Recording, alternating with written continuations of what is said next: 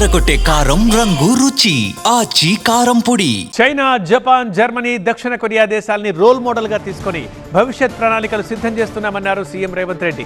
పక్క రాష్ట్రాలతో తమకు పోటీ కాదన్నారు. అభివృద్ధి చెందిన దేశాలను ఆదర్శంగా తీసుకుంటాం, పోటీ పడతామన్నారు. మాకు role model China, Japan, Germany, South Korea and Singapore.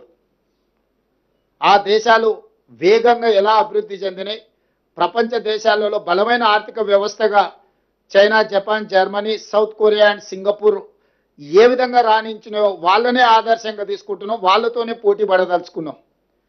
మా పోటీ పక్క రాష్ట్రం ఆంధ్రప్రదేశ్, కర్ణాటకనో, తమిళనాడు, ఇంకో రాష్ట్రమో కాదు. మా పోటీ అభివృద్ధి చెందిన దేశాలే. China, Japan, German, Singapore, south కొరియాతో మేము పోటీ పడదలుచుకున్నాము. వాళ్ళనే ఆదర్శంగా తీసుకుంటున్నాం, వాళ్ళతోనే పోటీ పడదలుచుకున్నాం. జాతీయ కోర్, ప్యూర్, రేర్ రీజియన్లుగా తెలంగాణను అభివృద్ధి చేస్తామన్నారు సీఎం రేవంత్ రెడ్డి. సమగ్రంగా ఈ 3 రీజియన్ల అభివృద్ధి చేపట్టి 2047 నాటికి రాష్ట్రాన్ని 3 ట్రిలియన్ ఎకానమీగా మారుస్తామన్నారు. మీకు తెలంగాణ ముఖ చిత్రాన్ని చూస్తే క్యూర్, ప్యూర్, రేర్.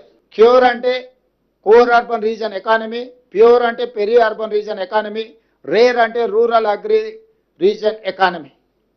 ఈ 3 రకాల వ్యవస్థలను, ప్రణాళికల్ని, ఈ అంశాలకు సంబంధించిన వాటి అన్నిటిని కూడా పొందుపరిచి క్రోడీకరించి తెలంగాణ రైజింగ్ 2047 ఒక విజన్ డాక్యుమెంట్ను తీసుకొస్తున్నాము.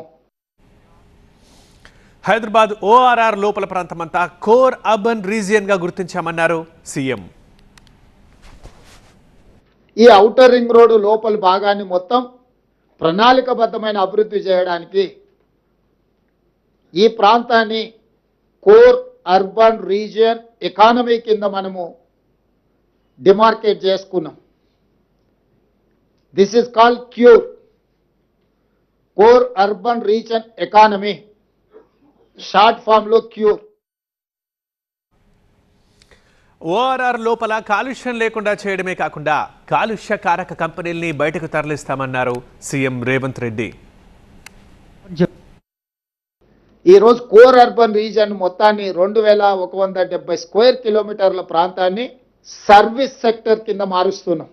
ఈ ప్రాంతంలో ఉండే జీసీసీలు కావచ్చు, ఐటీ కంపెనీలు కావచ్చు, ఇతర ప్రభుత్వ రంగ సంస్థలు కావచ్చు, ప్రైవేట్ రంగ సంస్థలు కావచ్చు, వెదజల్లే పరిశ్రమలన్నిటిని కూడా బయటికి తరలించడం ద్వారా, చెరువులను ప్రక్షాళన చేయడం ద్వారా, అత్యధిక వర్షం వచ్చినప్పుడు రోడ్ల మీద, కాలనీలలో నీటి వరదల సమస్యల్ని తగ్గించడానికి ఈ కోర్ అర్బన్ రీజియన్ని ఒక యూనిట్గా ట్రీట్ చేస్తున్నాం. దీంట్లో అభివృద్ధిలో భాగంగా మెట్రో రైలు విస్తరణ కావచ్చు, మూసీ రివర్ డెవలప్మెంట్ కావచ్చు, ఫ్లైఓవర్స్ కావచ్చు, రోడ్ల విస్తరణ కావచ్చు, కాలుష్య పరిశ్రమలను తొలగించడం కావచ్చు, ఇట్లా అన్ని రకాల అంశాలను ఆ కోర్ అర్బన్ రీజన్ ఎకానమీలో అభివృద్ధిలో భాగంగా అక్కడ డిఫైన్ చేసి కోర్ అర్బన్ రీజియన్ని మనము ఈరోజు ఒక ప్రణాళిక తయారు చేస్తున్నాం.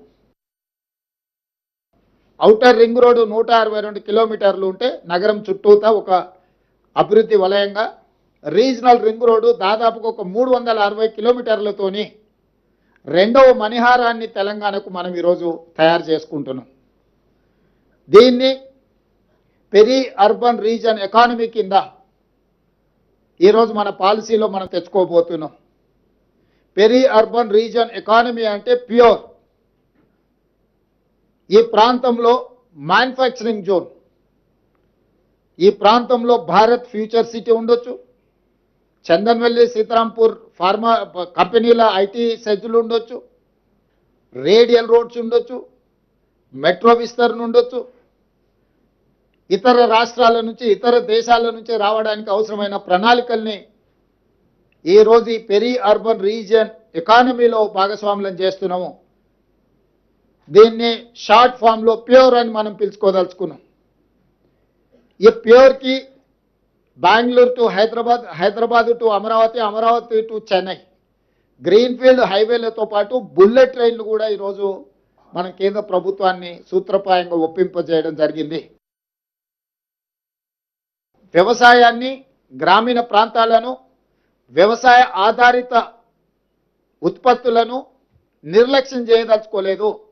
ఈ స్టేట్ ఎకానమీలో వాళ్ళని స్టేక్ హోల్డర్స్గా మార్చదలుచుకున్నాం రైతులను, వ్యవసాయ ఆధారిత పరిశ్రమలను, వ్యవసాయాన్ని పెంపొందించడం ద్వారా ఆర్గానిక్ ఫుడ్ కావచ్చు, అగ్రికల్చర్ పార్క్స్ కావచ్చు, అదేవిధంగా ఫ్రూట్స్ అండ్ వెజిటబుల్స్ కావచ్చు, వీటికి సంబంధించిన పరిశ్రమలతో పాటు seed bowl of India Telangana, మన భూములు విత్తనాలను ఉత్పత్తి చేయడానికి అనుకూలమైన ప్రాంతం, మన భూములు మంచి కూరగాయలు పండ్లు ఫలాలు పండించడానికి చాలా సేంద్రియ వ్యవసాయానికి చాలా ఉపయోగపడే భూములు.